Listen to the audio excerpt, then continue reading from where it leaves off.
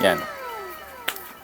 Okay, so hello guys. So today is December 29, 2023. 2 days na lang, matatapos na yung taon. Panibagong taon na naman, 2024 na. Nagsabi kasi ako noong nakaraan na meron akong last vlog pero hindi ko matiis na gumawa pa ulit na isa pang vlog para sa inyo. Pero actually itong vlog na to ay matagal na to. Okay, kasi dati di ba sinabi ko sa inyo, sa mga followers ko na gagawa ko ng isang Printing Shock University na isang paid na parang tutorial, na mga advanced tutorial.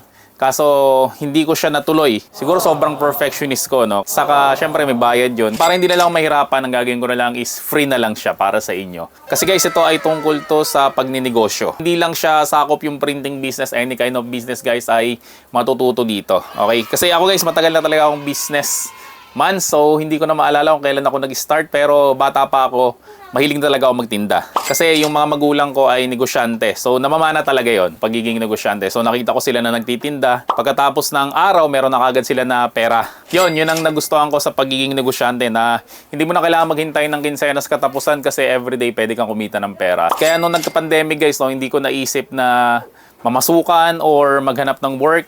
Ang naisip ko talaga noon is paano kami magbebenta. Ano kaya yung bebenta namin? Hanggang sa naisip nga namin na bumalik kami sa pagpiprinting. Kasi dati talaga guys, mayroon na akong computer shop. At syempre sideline nun yung pagpiprinting. Hindi ko naman alam na yung pagpiprinting pala talagang may malaking potential na kumita tayo dito. So bago ko guys ipakita yung vlog na to, no, so nagpapasalamat muna ako sa lahat ng mga nag-avail sa amin dito sa may The Printing Shock. Hindi ko akalain talaga guys, hindi ko akalain na ganito yung mangyari kasi katulad ng paulit-ulit ko na sinasabi, siguro nauumay na yung iba na from walang-wala nung pandemic tapos nagtayo ko ng The Printing Shock nung June 2020, hindi ko na makakalain na lalaki siya ng ganito. Ang nangyari kasi nun guys, nagpapagawa yung kapatid ko ng sticker, no, para dun sa kanyang mga sangyupsal. So ang kailangan niya dun is waterproof. So ang ginawa ko nun ay nag-research rin ako. Nagtanong ako sa isang YouTuber kung paano ba gumawa nun, kaso ang problema hindi niya ako sinagot. So mula nun, hindi ko naman siya tinake as negatively. So tinake ko siya as positive. So tinake ko siya as challenge. So ang ginawa ko guys, so nagtayo ko ng sarili kong vlog. August, nag-start ako ng vlog ng about sa may printing. Tapos mula nga doon, no, tuloy-tuloy na siyang lumaki. Ngayon guys ay top 1 na kami sa may pinakamaraming subscriber dun sa may YouTube channel at naabutan na natin yung tinanungan ko dati. Gusto niyo ng mga advanced tutorial about sa printing, no? So hindi kami yung kailangan yung panoorin, ibang channel po yung kailangan yung panoorin kasi ang gusto namin mga viewers ay yung mga wala talagang alam sa printing. Okay, so kung wala ka talaga alam sa printing, mas maganda mag-subscribe video sa my channel ko. So yun nga, no, so mula sa walang-wala nung pandemic, nakakatuwa kasi ang dami na namin na-achieve through The Printing Shock. Nagkameron ako dito ng 2 sasakyan. Yung isa ay binigay ko sa tatay ko. Nagkameron ako ng iba pang business. Nagkameron ako ng bahay. Tapos ngayon, halos wala kaming problema. Aminin man natin na hindi, talagang problema talaga natin na kadalasan ay talagang pera. Ayaw man natin aminin na pera yung problema natin kasi pag wala kang pera, marami kang magiging problema. Okay, unang-una, syempre wala kayong pagkain. Pangalawa, mag-aaway kayo ng mag-asawa kasi hindi nyo alam kung ano gagawin nyo. Kasi nga, wala kayong panggastos. Okay, tapos pag nagkasakit kayo, wala kayong panggastos kasi hindi naman pwede na peace on earth lang yung babayad nyo sa ospital. Tapos wala kayong pamasahe. So maraming nagagawa ng solusyon kapag nagawan mo ng solusyon yung pera. No? So sa ngayon, masabi ko na wala kaming problema ng asawa ko, no? Kasi yun ang number 1 na problema talaga is money. Okay, so nasolusyon na namin yon. Tapos lahat nagagawa namin kung anong oras namin gustong gawin. Siguro ang isa sa mga goal na lang namin this 2024 ay mapaayos namin yung bahay namin and syempre makapag-travel abroad. Okay, so yun na lang yung goal namin kasi halos lahat na nakuha na namin. Grabe, 360 degrees ang pagbabago sa buhay namin mula nung tinayo na namin The Printing Shock. Siguro guys, naririnig nyo yung mga sinasabi na kung hindi dahil sa inyo, wala kami.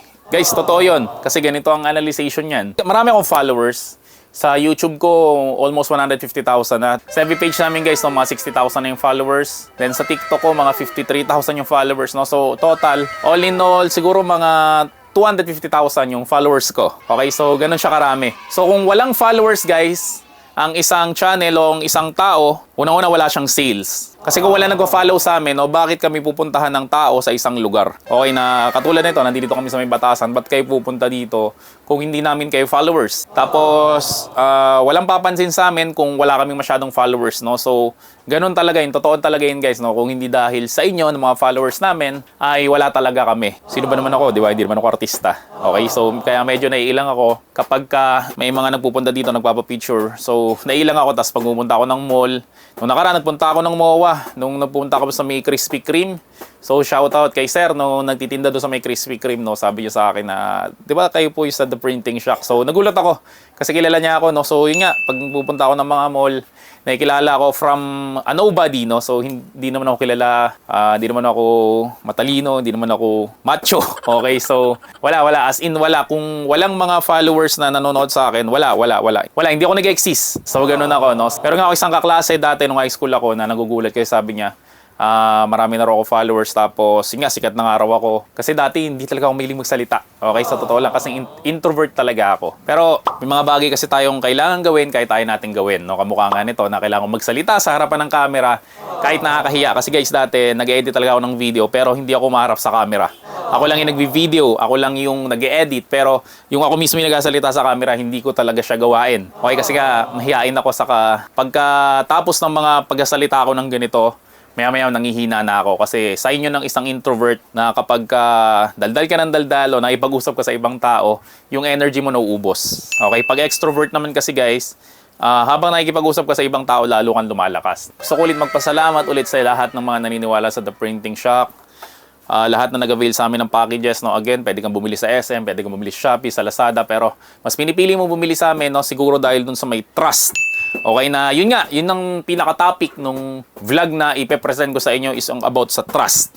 Okay, kasi no trust, no business. Kaya lagi namin sinasabi sa inyo guys na maraming salamat po sa tiwala. Kasi nga guys, yung tiwala na yan yung pinaka-bayad talaga sa amin. Okay, so ipe-present ko sa inyo guys yung video na ginawa ko na sobrang tagal na. Okay, so matagal na tong video na to. Kung mapapansin dito, medyo maitim pa ako kasi galing pa ako sa beach. So video, pasok.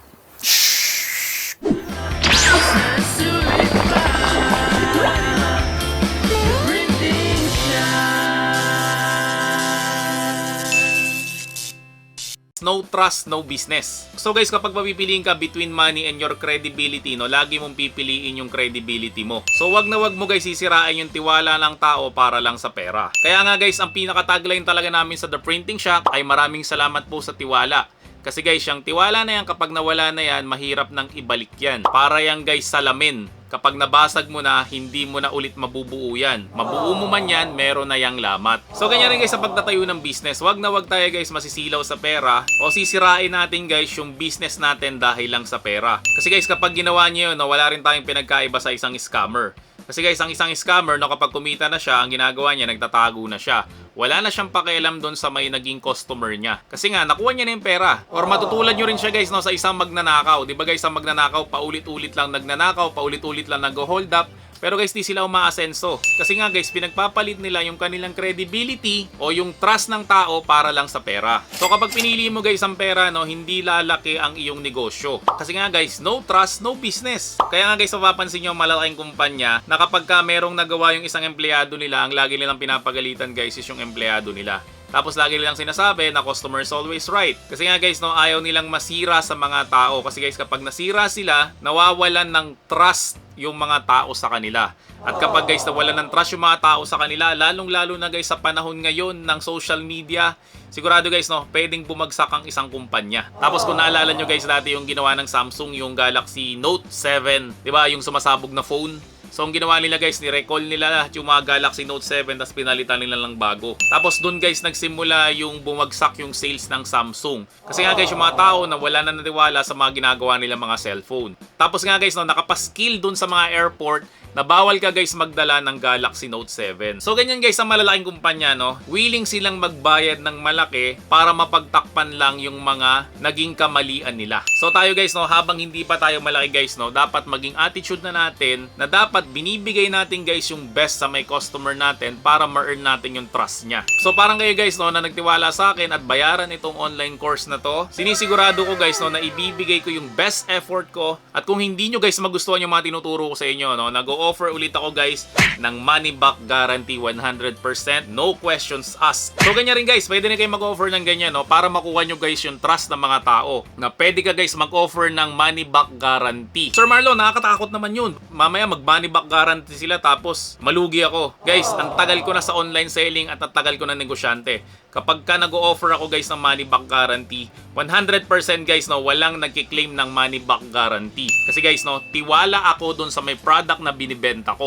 So dapat guys, kayo ganyan rin, no. Siguraduhin nyo guys na sobrang quality ng gawa nyo na kapag nag-offer kayo ng money back guarantee ay imposibleng may mag-claim. Kasi nga guys, no, may tiwala tayo sa services at mga products natin. Kasi guys, ang kinagandahan sa may printing business, kapag ka na-earn mo na yung tiwala ng isang tao, ang susunod na paggawa niyan, hindi na siya magtatanong sa'yo. Ang gagawin na lang yan guys, no, magbabayad na lang siya sa'yo, tapos ipiprint mo na lang yung template na sinave mo sa may computer mo. Kung sticker yan, no, ikakat mo na lang, tapos ibibigay mo na lang sa kanya. At yun na guys yung naging repeat order niya. Kasi nga guys, nagtiwala siya sa'yo. Dapat guys, hindi mo sisirain yung tiwala ng taong yon. So ang lagi natin pipiliin is yung credibility natin kesa sa pera. So yun guys, no, napakaigsi lang nung pinresent ko sa inyo pero napakalaman nung sinabi ko na yun, no? Kasi nga guys, again, no trust, no business. So maraming salamat po ulit sa lahat na nag-avail sa amin at sa mga naniniwala sa The Printing Shock. Happy New Year sa inyong lahat. See you on my next video at bye-bye. The Printing Shock, ayos na sulit pa. The Printing Shock.